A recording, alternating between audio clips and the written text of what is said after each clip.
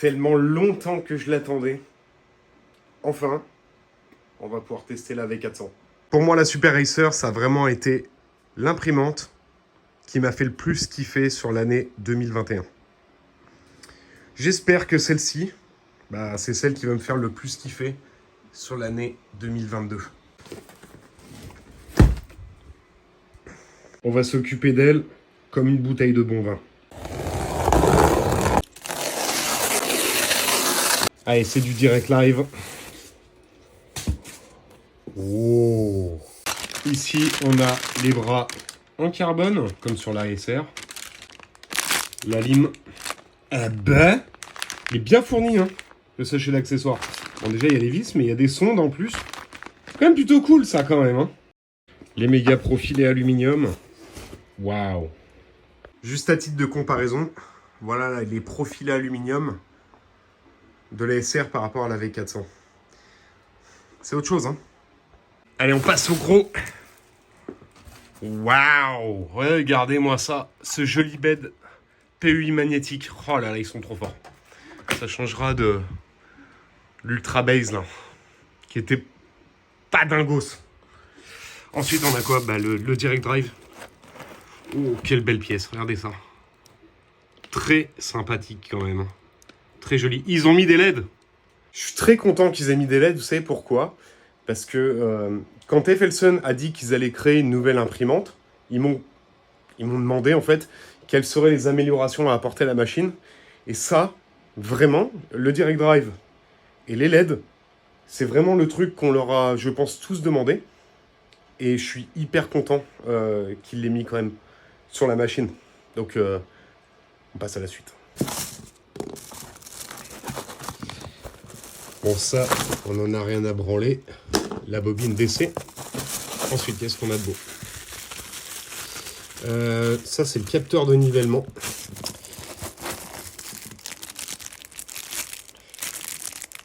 Attends. Ah, ça, j'ai... Alors, c'était là. Alors, qu'est-ce que c'est que ça? Ah, je reconnais. Ça, j'ai acheté le même chez Action pour 1 balle. Ça doit être le support d'écran. En fait, moi, je l'ai acheté pour un support d'iPad. Mama. Regardez-moi ça. Waouh. Waouh. Oh. Waouh. Donc, on a 3 USB dessus. Ok. Là, ça déconne plus. Clairement. Alors, qu'est-ce qu'on a de beau ici? Détecteur de fin de filament. Ok. Bon, allez, je sors tout ça du carton maintenant. Fini de déconner, là. Franchement, je vais lui rendre honneur. Je vais pas monter ça comme un schlag par terre, regardez. J'ai même fait de la place sur mon établi. Donc, voici les 2 plateformes. Donc là, on a l'arrivée du filament qui a été ici sur la SR. Logique en même temps, vu que c'est un direct drive. La plateforme du bas. Voilà.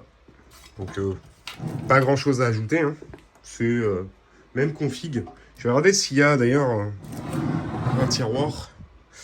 A priori, non, il n'y a pas de tiroir par contre. Dommage. Et regardez, ça c'est particulièrement pas mal. C'est-à-dire que là, il y a un rebord. Donc quand tu fous ton PUI, là, ça évite qu'il se barre, ça te fait un petit repère. Ça c'est vraiment pas mal. Bon, premier avis sur les 2 socles. Déjà, je peux vous dire que, en termes de finition, c'est vraiment pas dégueu. Une bonne finition main. C'est parti, maintenant on passe au montage. Hein. Bon, je l'ouvre en même temps que vous. Déjà, ce que je peux vous dire, il n'y a rien en français. Donc, soit il fallait réviser à l'école, soit tu te démerdes en fait. Voilà. Truc cool, il y a un schéma complet de la carte mère. Et ça, c'est plutôt pas mal. Je vais bien le garder de côté. Bon, t'as tous les blabla habituels. Hein. Voilà. Nous, ce qu'on veut, c'est ça. On veut rentrer dans le concret, quoi. C'est parti. Dans le montage, je voulais quand même vous faire voir le contenu du pack. Donc, vous avez une sonde de température, une thermistance de rechange, des colliers de serrage et une aiguille de débouchage. Donc, bon, les vis, hein, logique. Les clés. Un petit pinceau, vous avez de la graisse, une clé USB. Par contre, ça aurait pas coûté plus cher de mettre genre une buse de plus. A priori, ici. Bon, décidément, je vais pas la monter, mais je préfère vous dire avant.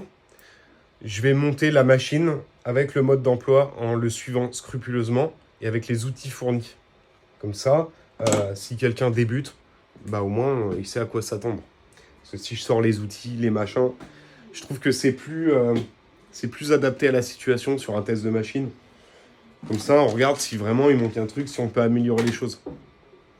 Je sais pas ce que t'en penses. Bon, je vais essayer de pas faire le débile parce qu'il y a un moteur par côté. Donc, je vais essayer de faire gaffe. Bon, de toute façon, c'est bien écrit. Hein. Donc, tu risques pas de te tromper.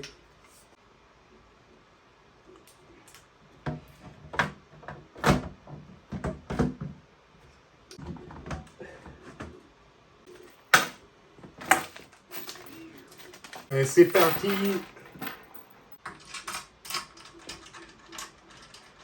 Bon, je te montre. Avant de visser, là, tu as un câble à mettre. C'est le câble qui correspond à ton axe moteur, là. Et ensuite, tu as 4 vis à mettre ici. Clairement, on n'est pas sur le truc le plus compliqué du monde. J'avais entendu parler qu'il y avait des gens qui avaient eu des soucis à monter la Super Racer. C'est la même chose. Hein. Si vous avez des problèmes à monter une Super Racer, n'achetez pas une Prusa. Bon, tu vois, là, je suis sur le serrage. Surtout, ne force pas comme un punk à chien la sortie de la gare, quoi. Tu vois, tu vas comme ça suffit, en fait. C'est de l'aluminium. Ça suffira à avoir la rigidité nécessaire à la machine. Alors, je suis pas super... Vous voyez, je suis pas waouh, parce que j'essaye de calmer un peu ma joie, en fait. Parce que cette machine, j'ai de grandes attentes avec elle. Et si je suis déçu, en fait, bah voilà, le fait de pas trop être excité, on va dire que... Enfin, on va dire quoi. Je sais pas quoi dire, en fait. Voilà à quoi elle ressemble avec les trois montants mis. Elle est quand même... on se rend pas vraiment compte de la taille, mais elle est quand même imposante. Hein. Je mettrai la Super Racer à côté, bien sûr. Ça, je sens que ça va s'allumer. Je le sens. La prochaine étape, il faut mettre les bras. Ils sont là. Bon, tu vas voir, c'est pas compliqué. Tu y écartes bien les galettes comme ça. Et voilà. Et c'est mis. Bon, maintenant, on va installer la tête d'impression. Vraiment stylé. Hein. Donc, on a l'extrudeur. Métal. Plastique. Ok. Avec un moteur papa rond. Peut-être c'est pour gagner un peu de poids. En tout cas, c'est très travaillé. Hein. Les LED, regardez. C'est vraiment très joli. Je sais pas... non, c'est pas du carbone, mais... vous aurez été... Ah, quoique, j'en sais rien. Aïe, aïe, ça a quand même de la gueule. Hein. Ah, je kiffe. On va s'attaquer à la partie la plus compliquée, je pense. L'électronique. Non, je déconne. En fait, c'est sacrément bien fait. Bon, bah... Code couleur. Il y a des détrompeurs. Clairement, c'est vraiment très simple à mettre. Ouais, j'ai un ticket sur un truc, là. Pourquoi ils nous ont mis du tuyau de chiotte, là? C'est con, parce que sur la SR, c'était de la gaine tressée. Et ça, je pense que c'est un truc que je vais changer, parce que ça va me stresser. Bon, alors, je suis pas convaincu par le détecteur de fin de filament. C'est un peu relou à mettre, en fait, leur truc, là. Et je sais pas. Bon, après, c'est pas soumis à des contraintes énormes, tu vois, mais je sais pas. Bon, malheureusement, ils nous ont remis le même support de bobine que sur la SR. Et le problème de support de bobine, si tu veux, tu vois, là, il y a très peu de marge. Donc déjà, il n'est pas assez haut. Parce que s'il suffit que ta bobine soit un peu plus grande, toutes les bobines ne sont pas standards. Hein. Et au niveau de la largeur, bah pareil.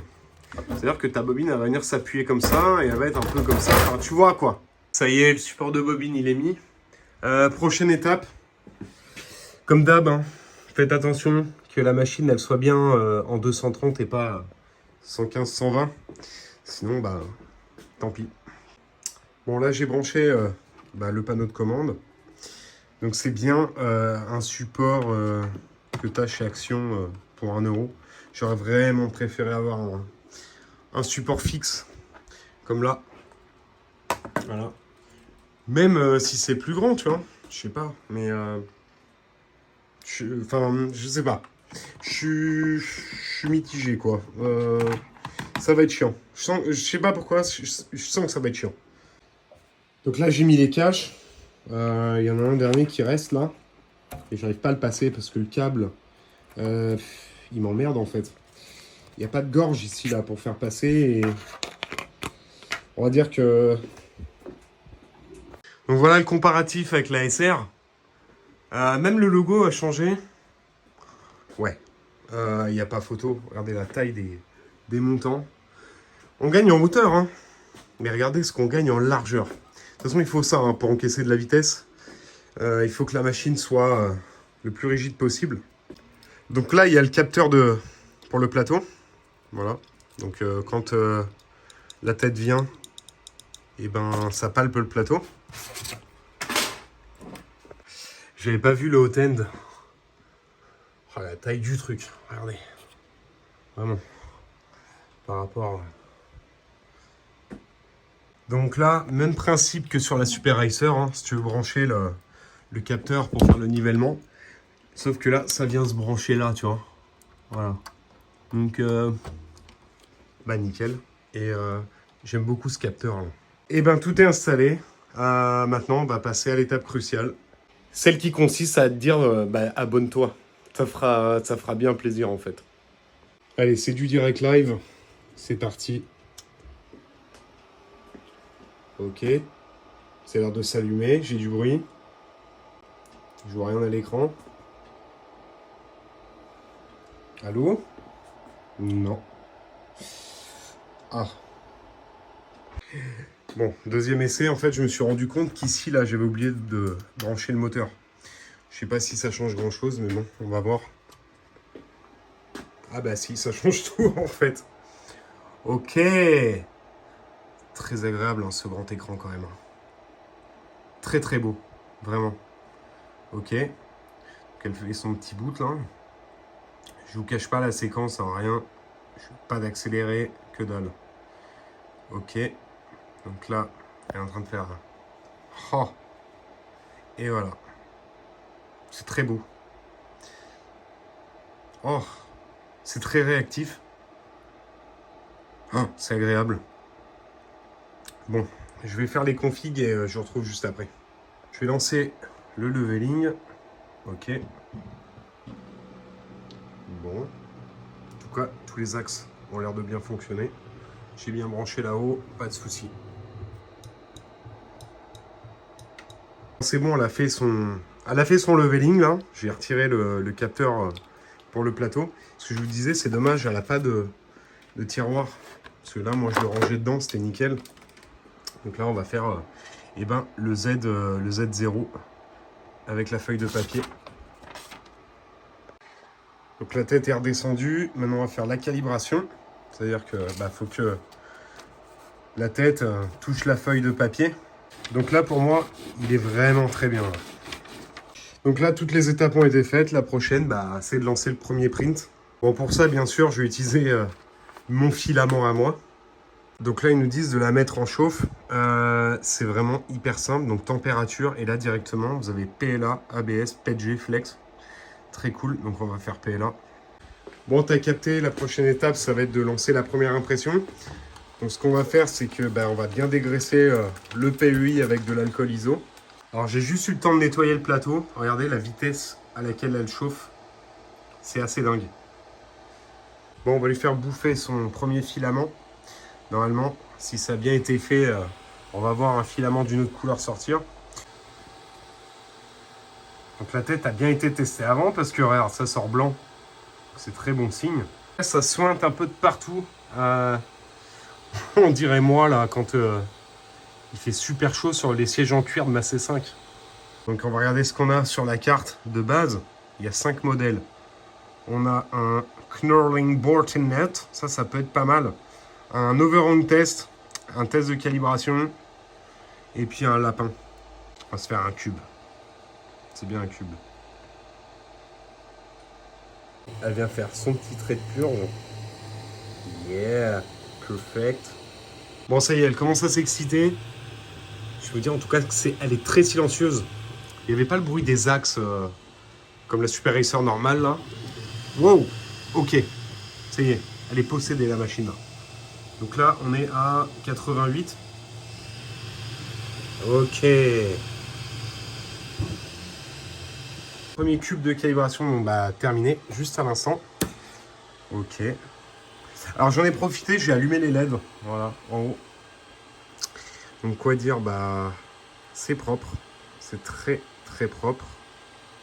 Regardez ça, impeccable, on voit vraiment toutes les écritures, c'est nickel. On a bien rigolé, maintenant moi ce que je veux voir c'est la vraie vitesse. Et donc là j'ai pris la clé USB, on va prendre les logiciels qu'il y a sur la clé et on va lancer un vase. Je sais qu'avec les vases c'est là où on peut clairement la faire bombarder le plus vite. Bon alors, tu as une vidéo qui est fournie avec, avec la clé USB où ils te font voir comment importer ton profil, etc. La musique est immonde, mais c'est cool. Donc en gros, pour ajouter le profil sous Cura de la V400, il faut prendre celui de la Super Racer et mettre en taille 300 par 300 par 41 cm de haut. 410 quoi. Après, il te file carrément deux fichiers. Un pour le G-code de démarrage et un pour celui de fin. C'est dans deux fichiers texte séparés avec, encore une fois, une vidéo associée. Alors, chose importante que j'ai pas dite, c'est que cette machine, elle fonctionne avec Clipper. Et Clipper, ça permet de contrôler toute ta machine vraiment depuis un slicer, depuis un navigateur. Donc, il y a toute une configuration à faire. Mais, encore une fois, c'est super bien expliqué avec la vidéo et dans Cura. Donc, tu peux... C'est très simple, quoi. Là, je vais passer sur un truc beaucoup plus gros. Là, c'est le Calidragon. On a 16 heures d'impression. On se retrouve, ça va faire une semaine maintenant que je teste la V400. Je vais vous expliquer un petit peu. J'ai eu quelques galères, mais rien de bien grave. La première galère que j'ai eue, c'était en imprimant à haute vitesse. C'est-à-dire que dès que je dépassais les 150 mm/s, bah, je sais pas pourquoi le filament se bloquait. Je comprenais pas. J'ai envoyé des messages à Effelson et bah, mes fichiers étaient bons. Tout était ok en fait. Et en fait, le problème était tout simple, c'était à cause de la buse. Et en fait, c'est une buse avec deux canaux, vous voyez. Et ben, elle était, je sais pas, peut-être mal fabriquée ou quoi. Et depuis que je suis passé sur une buse normale, et ben, je peux lancer des impressions ultra rapides. Donc, je monte entre 400, on peut même monter jusqu'à 500. Donc là, c'est le cas typique que j'ai eu comme problème. Donc là, vous voyez, j'ai imprimé à 150, tout se passait bien. Et dès que je suis monté à 400, ici, on a commencé à avoir de la sous-extrusion et bah, carrément, le filament s'est bloqué. Même petit problème pour ce petit Calidragon là. Je sais pas si on va bien voir. Mais pareil, même problème. Et une fois que j'ai changé la buse, bah, on voit à 400 que le benchy est juste incroyable. Et ça, c'est une fois que j'avais changé la buse, j'ai imprimé donc à 400. Ce bus là fait 30 cm, ça m'a pris environ 14 heures pour l'imprimer. Et je peux vous dire qu'en termes de détails, c'est vraiment une dinguerie. Je suis complètement dingue de ce buste. Il est juste magnifique. Puis j'ai imprimé ce Pikachu aussi. Pareil, regardez. La qualité d'impression est vraiment top. Et une pièce comme ça prend environ 15 heures. Donc juste avec une buse, en fait, bah, je suis en train de redécouvrir la machine. Ça a été un peu déroutant. Hein, parce qu'on me disait, tu peux aller beaucoup plus vite. Mais juste à cause d'une simple buse, bah, j'avais pas plein potentiel de cette machine. Maintenant, on va faire une conclusion sur cette machine. Je vais vous livrer un petit peu mon ressenti et les plus et les moins. Alors, on va commencer par les moins. Pour moi, le support pour l'écran, clairement, ils auraient pu faire autre chose. Parce que là, on est sur un support d'écran de chez Action à 1 €. Un peu déçu par ce truc-là. Donc là, dans les prochains temps, je vais modéliser un truc pour mettre l'écran sur le côté. Deuxième point négatif, ce que je disais quand j'ai fait l'unboxing, bah, il n'y avait pas de buse de rechange. Donc les buses avec les deux canaux, donc des buses Solex, bah, il n'y en avait qu'une. Troisième défaut pour moi, bah, c'est le support de bobine. Hein. On en a parlé aussi bah, pendant la vidéo. Clairement, ils auraient pu faire un effort, donc il y a des modèles de support de bobine. Je vais sûrement le changer. Bah, maintenant, on va passer au point fort. Son gros point fort, c'est Clipper. Voilà, avec un écran tactile ultra réactif où on peut tout changer en cours d'impression, que ça soit sur l'écran ou sur l'ordi. Je vais vous faire voir ça juste après. Bien entendu, le deuxième gros point fort, c'est la rapidité d'impression et la qualité. Il n'y a vraiment rien à dire et surtout, c'est vraiment silencieux. C'est une machine qui ne fait pas trop de bruit par rapport à la vitesse qu'elle propose. Un autre point fort, c'est le PEI qui est livré d'origine, donc une face texturée et une face lisse. Et ça, c'est bien cool qu'ils aient fait l'effort. Ah oui, j'en avais parlé aussi. Alors ça, c'est plus un point négatif, mais ça dépend. J'ai remplacé le tuyau de chaudière là, par de la gaine tressée nylon. Voilà. Parce que ça fait du bruit quand ça imprime et ça fait des croustillements. Enfin, tu vois, c'est relou.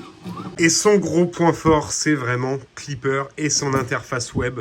On peut tout faire sur la machine, mais alors tout faire. Là, déjà, on a les vitesses d'impression, on a tout ce qui est déplacement. Voilà, c'est un aperçu.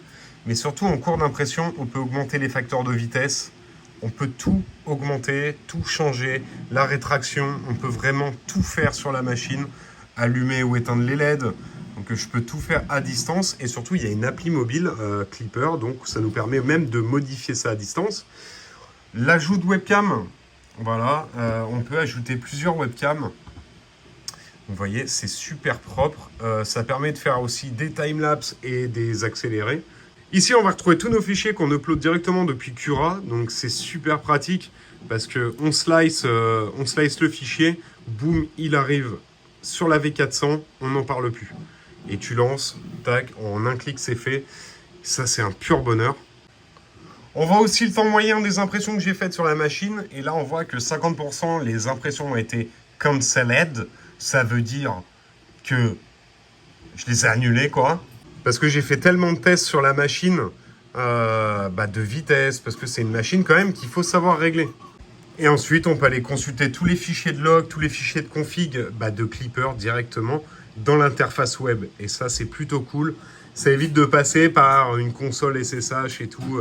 Un truc qui peut être un peu chiant pour certains, quoi. Donc pour résumer, c'est une imprimante que je ne vais pas forcément conseiller à des débutants, à des personnes qui voudraient se lancer dans l'impression. Il faut savoir gérer les paramètres pour la vitesse, parce qu'elle va super vite, tu vois. Après, pour tout ce qui est du montage et tout, ça se fait vraiment easy. Si tu sais monter un meuble Ikea, c'est bon, t'as les prérequis pour le faire. Après, en termes de tarifs, pour le moment, c'est une machine qui est à 700 $. D'ailleurs, vous avez un code promo avec le code COBENV400 qui vous offre quand même 40 $ de réduction. Donc maintenant, la question qu'on se pose, est-ce que c'est une machine qu'on doit acheter? Clairement, pour moi, oui. C'est vraiment la remplaçante de la Super Racer et de très très loin. Que ce soit en termes de rapidité, que ce soit déjà rien que Klipper qui est incroyable, on peut tout gérer. C'est une machine que, voilà, chaque jour je la redécouvre. Chaque jour, j'ai envie de l'utiliser de plus en plus. C'est ultra rapide pour imprimer des petits prints, c'est incroyable. Donc voilà, j'espère que cette revue en mode intimiste vous a plu. Et puis, on se retrouve dans une prochaine vidéo. Je vous fais des gros bisous.